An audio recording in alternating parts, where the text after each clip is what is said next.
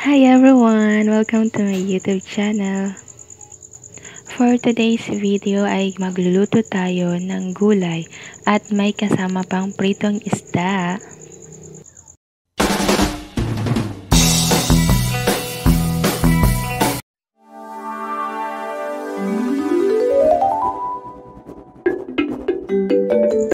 Let's go guys! Simulan na natin ang ating pagluluto. Una nating gagawin ay magprito ng talong.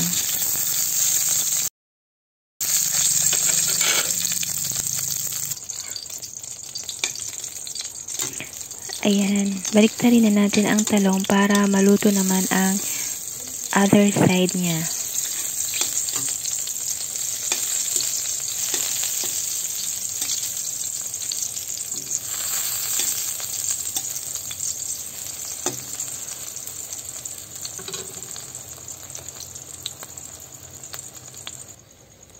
Ayan, luto na ang ating talong. Hanguin na natin ito at iset aside natin.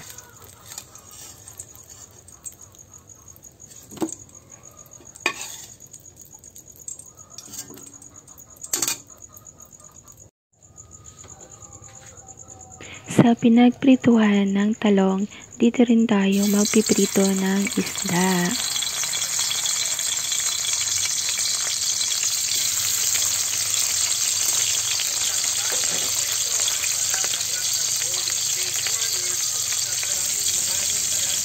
Ayan, baliktarin lang natin ang isda.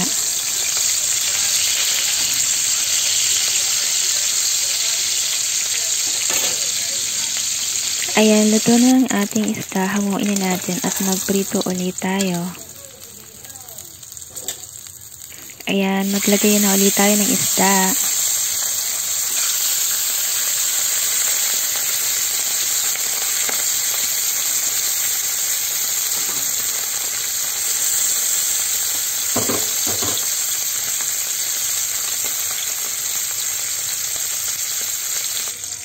Ayan, baliktarin na natin ang isda.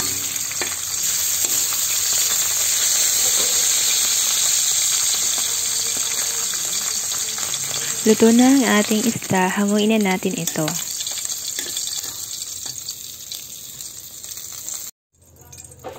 Sa parehong kawali, dito na rin tayo magigisa ng ating mga gulay. Kung marami yung mantika, bawasan na lang po natin. Ayan, naglagay na tayo ng bawang. Ang isusunod nating ilalagay ay ang sibuyas. Ayan, haluin lang natin ito hanggang sa magbango na ang ating sibuyas at bawang. Ilagay na din natin ang kamatis. Haluin lang natin yan.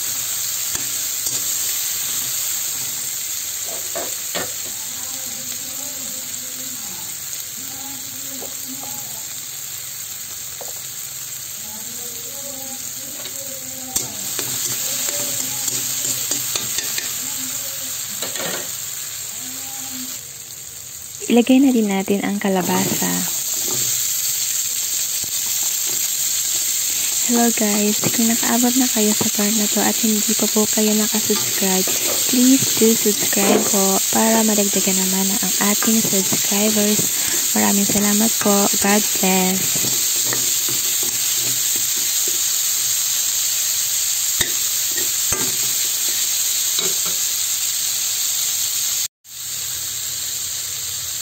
Lagyan na din natin ito ng asin.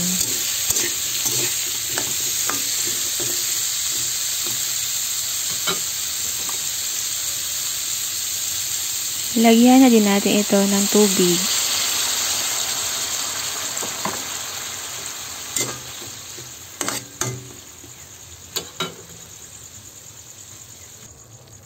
Takpan natin ito ng 3 minuto.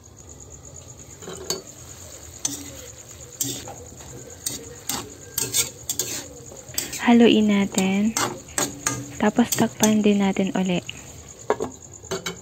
Takpan natin kahit mga 2 minutes lang.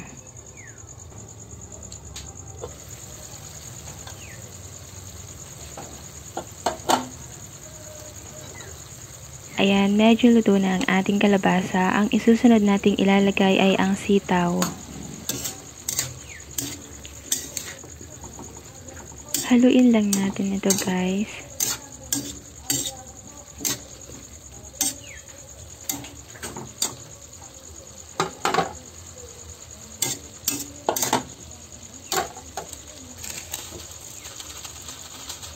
Lagyan din natin ito ng pampalasa.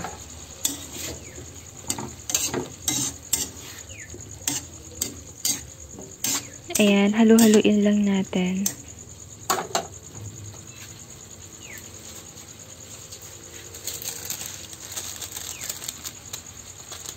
Lagyan din natin ng pamintang durog.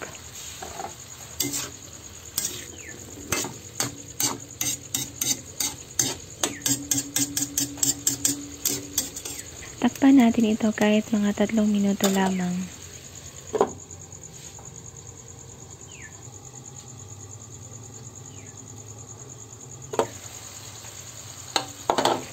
Pagkatapos ng 3 minuto, ilagay na natin ang naset aside natin kanina na pritong talong.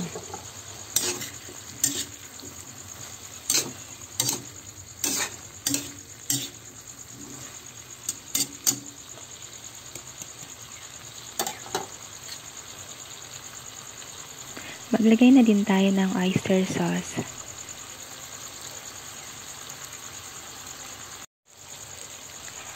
Lagyan din natin ito ng konting brown sugar.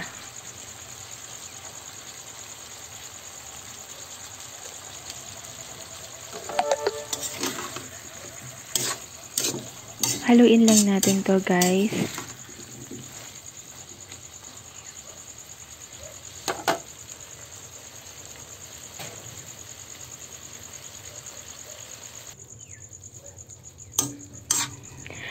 Ayan, tikman na. Tikman na natin ang ating niluto. Kung kulang pa sa asin, pwede naman natin itong lagyan ng asin.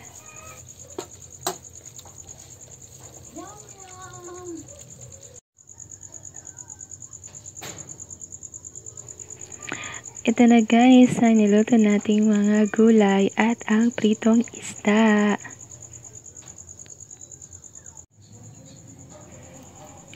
Tara guys, kain tayo. Kain natin ang pritong isda at gulay. At nagprito na rin pala ako kaninang itlog. Almusal kasi to. Kaya ayan, may itlog tayo or may pritong itlog ngayon. Mas sumasarap din talaga ang gulay kapag may kasamang pritong isda.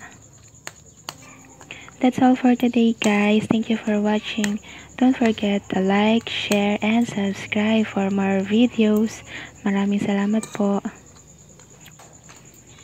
Sana manood pa po kayo sa aking mga susunod na cooking videos. Bye!